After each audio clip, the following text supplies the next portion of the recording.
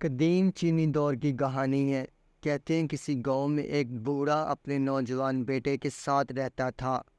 پرانا سا ایک مکان تھا، ایک کمرے میں باپ بیٹا رہتے، دوسرے کمرے کو استبل بنایا ہوا تھا، وہاں ان کا گھوڑا رہتا ہے۔ یہ گھوڑا بڑا شاندار اور نہایت اعلیٰ نسل کا تھا۔ بہت پہلے بوڑھے کسان کے ہاتھ ایک گھوڑے کا بچہ لگا، اس نے باپ کی طرح اسے پالا۔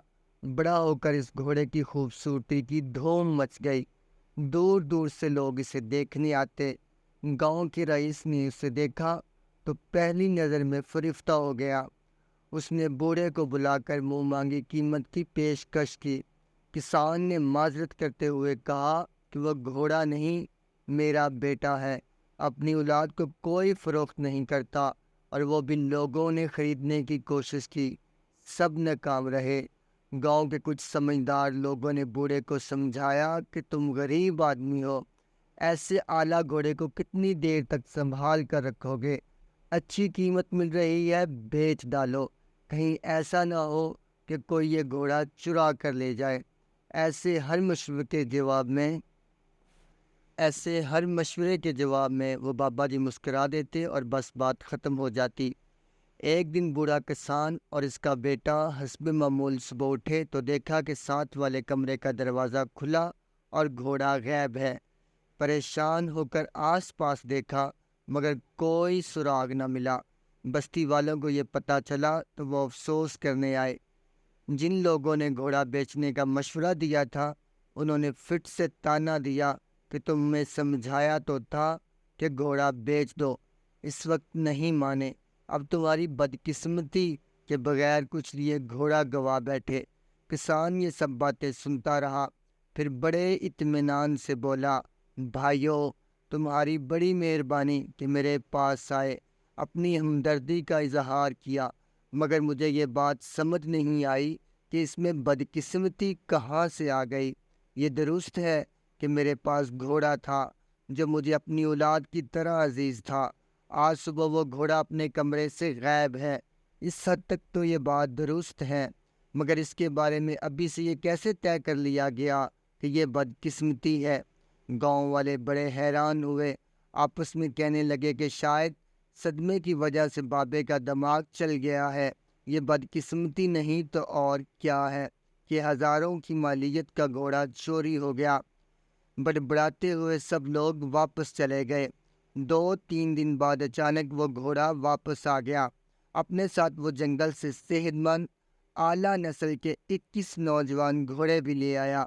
گاؤں میں دھوم مچ گئی، لوگ آ کر بوڑھے کو مبارکیں باد دینے لگے۔ انہوں نے اعتراف کیا کہ ہم نے اس روز غلط بات کی تھی، گھوڑے کا چلا جانا بدقسمتی نہیں تھی، اصل میں تو تمہاری خوش قسمتی تھی، آج پورے 21 گھوڑے تمہارے گھر آ گئے۔ کسان نے حیرت سے یہ سب تبصرے سنے اور پھر کہا، بھائیو، مجھے ایک بار پھر تمہاری باتوں کی سمجھ نہیں آ رہی۔ میرا گھوڑا واپس آ گیا، یہ درست ہے، وہ 21 گھوڑے لے کر آیا، مگر اس میں خوش قسمتی کی کیا بات ہے؟ گاؤں والے یہ سن کر اپنا سا منہ لے کر چلے گئے۔ دن گزر گئے، کسان کا بیٹا ان جنگلی گھوڑوں کو سدھارنے کی کوششوں میں مصروف تھا۔ ایک دن ایک سرکش گھوڑے نے اسے ایسی پٹخنی دی کہ اس کی ٹانگ ہی ٹوٹ گئی۔ طبیب نے دیکھا تو بولا، 3 مہینوں کے لیے بستر پر آرام کرنا ہوگا۔ ایک بار پھر گاؤں امڑ آیا، ہر ایک نے بوڑھے کے ساتھ ہمدردی کی، چند ایک نے صاف گوئی کے ساتھ اعتراف کیا کہ بابا جی آپ ہی ٹھیک تھے، ان 21 گھوڑوں کا آنا خوش قسمتی نہیں بلکہ در حقیقت بدقسمتی کا اشارہ تھا۔ آپ کا گلوتا سہارا نوجوان بیٹا زخمی ہو گیا، نہ جانے اس کی ٹانگ درست طور پر جڑتی بھی ہے یا نہیں۔ اب بوڑھے بندے ہو، تمام کام کاج بیٹا کرتا تھا، اب مشکل ہوگی، آپ کی قسمت خراب ہے کہ ایسا ہو گیا۔ بوڑھے کسان نے یہ سن کر ٹھنڈی سانس بھری اور قدرے جھنجھلاہٹ کے ساتھ کہا، یارو، ہر واقعہ میں خوش قسمتی اور بدقسمتی نہ ڈھونڈا کرو۔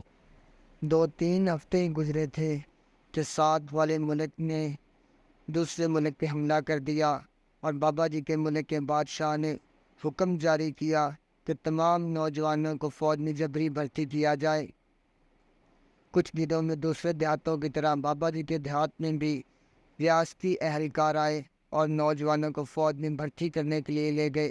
بابا جی کا بیٹا زخمی ہونے کی وجہ سے بچ گیا تو سارے گاؤں والے بابا جی کے پاس آئے اور کہنے لگے، بابا جی آپ تو بہت خوش قسمت ہیں، ہم تو آپ کو بے وقوف سمجھ رہے تھے، آپ بہت سیانے نکلے، ہمارے بیٹے جنگ میں چلے گئے ہیں، اب شاید ہی واپس آئیں، مگر آپ کا بیٹا ادھر رہ گیا اور 2-3 ماہ میں ٹھیک ہو جائے گا، آپ تو بڑے عقل مند ہیں۔